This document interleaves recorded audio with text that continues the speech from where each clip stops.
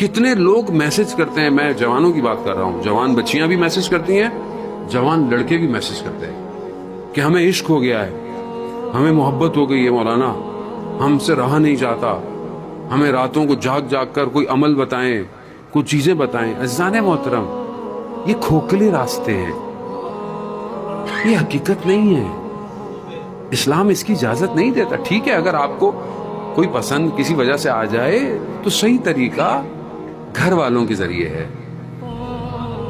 گفتگو نامحرم کی تیسرا شیطان ہوتا ہے، تیسرا شیطان ہوتا ہے جو رات کو، اگر آپ خدا نہ خواستہ یہ گناہ آپ سے ہو رہا ہے تو صبح فجر کی نماز نہیں پڑھی جائے گی۔ کیسے پڑھیں گے فجر کی نماز آپ جب گناہ ہو؟ اپنے آپ کو بچائیں، ان چکروں میں نہ پڑیں، اپنی زندگی کا ہدف معین کریں، اور جو والدین بہتر سمجھتے ہیں۔